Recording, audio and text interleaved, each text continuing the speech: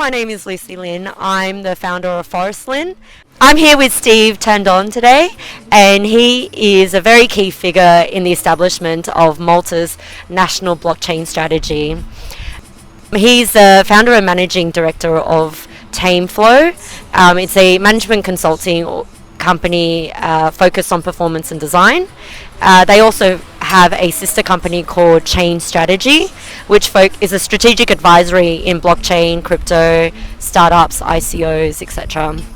So that's just a very brief background of Steve. I'd love to hear a little bit more about your companies that you've run so far and how you actually got to Malta and where you are right now. Well, I've been here now for 12 and a half years, so it's quite a while. And at the beginning, it was very, I think, by chance. I came over here because of an assignment, a client that was working here, and I just looked around and see what you see, and said it's not too bad. And luckily you were able to also do something that you're quite passionate about. So how did you actually get into this space, and how did you end up working for the Ministry of Economy? Well, I had two long careers in my life, which happily intersect in bringing me to this role of facilitating the adoption of blockchain technologies here in Malta. Originally, I am a software engineer, and I worked in software engineering for a long time. So I had like all the technical knowledge in order to understand what is happening in crypto with the algorithms and calculations that happen, for instance, in the Bitcoin protocol. I was exposed to the Bitcoin as early as 2010, so at the very beginning. So these were the ideas, but I didn't know how to manage this in practice. And in 2015, I happened to be at a conference in Antwerp, in Belgium. It was a very funny conference. It was called the DARE conference, because you had to dare to go outside of your comfort zone. Yes, I was a speaker there, so I did things that I would never repeat again. But anyway, there was also an exhibition area, and there was this company from the UK. It's called Colony.io, which were sort of presenting a prototype of exactly the kind of software that I was looking for in order to manage my company. And I was just so amazed about how this software was working. And of course, the former software engineer in me came out and asked, "But how do you do this? I've never seen this, and I don't understand how you do it." And the gentleman who was the founder of Colony, Mr. DeRose, said, "We are using Ethereum." I said, "ETH what?" "Ethereum." And I said, "Okay, yes, I didn't know what that was." So I went back to the hotel room in the evening. I googled Ethereum, and I came across the white paper of Vitalik Buterin's white paper, and I think I read the first 3 sentences, and my mind was blown away, and I said, "Yes, this is going to create a new revolution, a new global revolution, a new industrial, economic, social, political revolution that no one has ever seen before." So I decided there and then that I have to get into this. This was when I discovered like the smart contracts, the idea of not only decentralized storage of value like the Bitcoin, but decentralized computation, decentralized logic and decision making. I decided I have to get into this. So I was covered on the IT software side because of my software engineering background, and I was starting to think, what can I do to learn more about this in terms of what it means for businesses? And I signed up at a course at MIT. It was a FinTech and Future Commerce course led by Professor David Schreier. And funnily enough, blockchain was one of the topics, and even more surprisingly, RegTech, regulatory technologies, was another topic. And I decided to take those tracks, and I was very lucky to get an assignment from Professor Schrier that was like the combination of RegTech and blockchain, and was very open-ended, because it said, imagine that 10 years from now you're going to describe a country, a jurisdiction that was built from scratch today using blockchain technologies. So my mind, my fantasy went wild, and I started to imagine what would it mean if a country really adopted blockchain technologies and reconceived, reimagined everything in terms of what this technology can contribute. I finished off that assignment, went pretty well, and then didn't think much about it. It was like an academic exercise. Whomever would take into consideration those wild ideas. Just a few months later, I spoke at a conference here in Malta. The circuit is the Malta Business Review circuit of conferences, and that summer 2016 it was a conference on the financial services sector, and I could present a talk about Bitcoin and blockchain. In the morning, before the speeches started, there was the usual reception with coffee breaks and everything, and I was introduced to the keynote speaker. It was like 10 minutes before the keynote. The keynote speaker was the Minister of Economy, Investments and Small Businesses. And without knowing exactly what I was saying, I somehow exposed, you could say, classical elevator pitch about what the blockchain could do for a country. And the minister was so intrigued that he said, "You come and see me next week. I want to know more about this." And this is how it all started. I met them. This was in 2016, right? This was summer of 2016, like probably July of 2016. So next week I went and met the minister. We had a very long conversation. In fact, I think he even postponed his next two meetings. But he was so interested that at the end he asked me, "Can you possibly draft a strategy about this for the country?" And that's how I got the assignment of drafting Malta's national blockchain strategy. Okay, so that was a really great story of how you've actually come through the whole blockchain journey, and right now how you've met the minister. Can you tell us also how you've come to convince governments? Because I think there's a lot of governments around the world looking to make regulation favourable for blockchain, and I do think a lot of global governments are interested in this, but it doesn't just take 6 months for Malta to do this. It sounds like it's a 2-year process, but how do you convince all the government officials to take this on?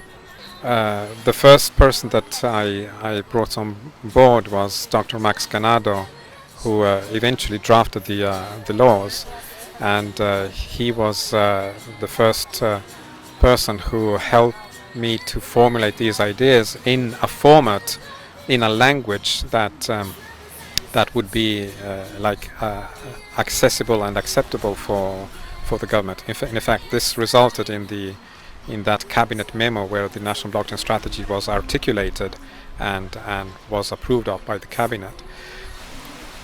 Then the whole project was deemed so important, and at the same time we should also say that in another area of government, a lot of interest started to develop in cryptocurrencies, and this was the work of Honorable Silvio Schembri, who now is in charge of this new ministry, the Financial Services, Digital Economy and Innovation Ministry.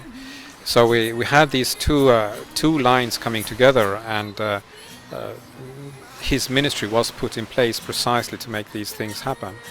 He called together a task force, the National Blockchain Task Force, with representatives from the legal side, from the IT technology side, from the regulator side. So many different perspectives were represented in the task force, and then the task force acted with respect to other players in the private sector, in the industry. We had during that period a number of events and conferences, in particular with Finance Malta and the Malta Financial Services Authority. And then we started to have the consultation documents coming out and collecting the feedback and incorporating that into the drafts. So at the end, it was an effort done by a whole team, or diverse teams. We could probably count in the order of 80, 90 people who were involved in making this happen in various ways. Do you see mass adoption of blockchain in the country itself, and how are you communicating to the citizens, in terms of this vision? Is that the next step from the government to do that, or how are you? How is there specific ways that you can see mass adoption happening as well? Mass adoption, I think, will happen, but probably in more subtle ways. It will not be like mandated or required. Rather, there will be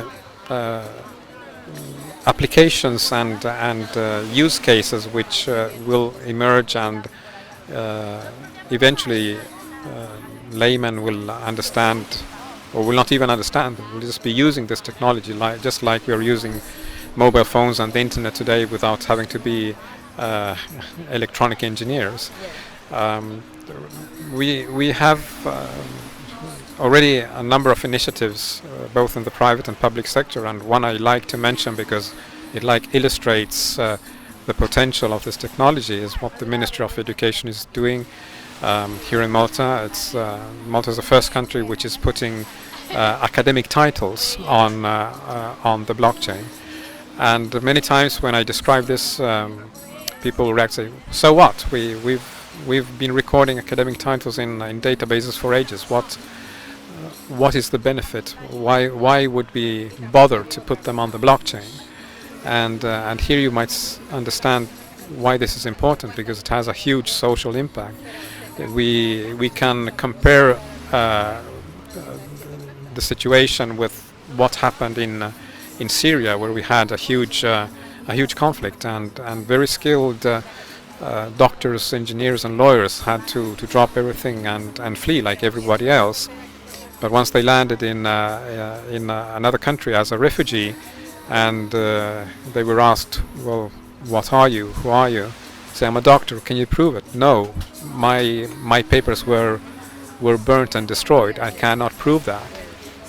So, going back to what is happening here, once you put those academic titles on the blockchain, if something, God forbid, something bad happened to this country, and the new generations had to literally flee the country, they would still have their academic titles, even if they went to the other side of the globe.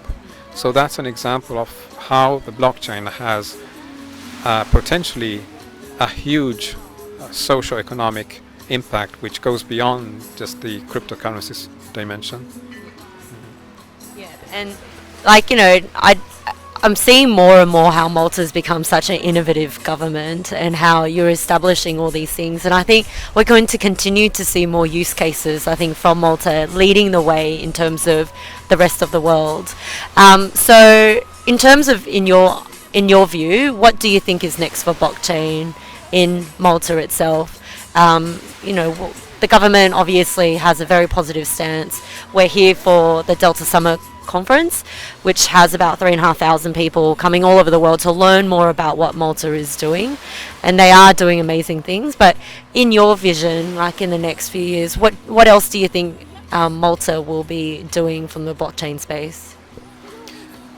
Blockchain is a technology, and it will have a technology adoption curve like all technologies that have been successful.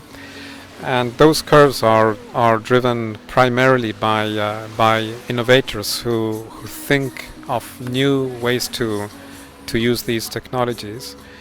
So the next thing that I believe will happen here in Malta is that we are going to attract a number of these innovators. We want to create an ecosystem of businesses, companies, designers, engineers, entrepreneurs, which are all driven by this idea that the blockchain means opportunities.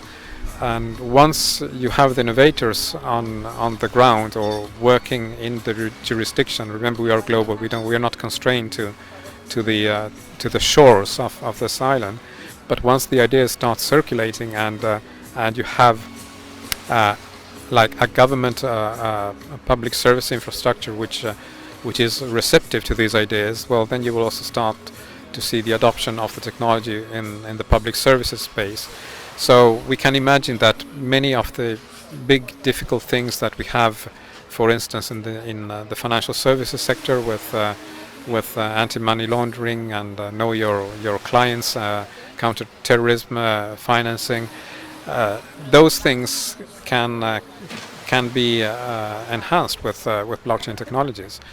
But the sector itself needs to be open and to adopt them and not fight it as it's doing now when anything is equated to like Bitcoin and criminals and money laundering. So that's a big conceptual hurdle that must be overcome. But at the same time, if you don't have the innovators who are doing the new things, nothing much will happen. We must get things done. And I think we talked about this off the camera. We were talking about how important communication is as well, and how I think, previously people think, oh, Bitcoin is from, the dark webs and it's criminal money, etc. But really, I think that's where communication, education plays such an important part in this, because it's not that, and it's evolved so much from that. And I think what's really important next for mass adoption is probably to get more use cases known and out there, and and get more governments in other areas to also take that up, looking at the use cases. And I think what's quite interesting is I think the whole world is watching Malta and seeing what Malta is doing, because I'm calling it, you're calling it Blockchain Island, I'm calling it Blockchain Innovation Island, and yeah. I think this week is going to be quite interesting, and I think I think the world is watching Malta very closely now in terms of what it's doing next. Well, I like it that you frame it as innovation. In fact, one of the legal innovations that we have introduced is the creation of this new regulator, which, by the way, is not called the blockchain regulator. It's called the Malta Digital Innovation Authority. So it is an authority that cares about innovation.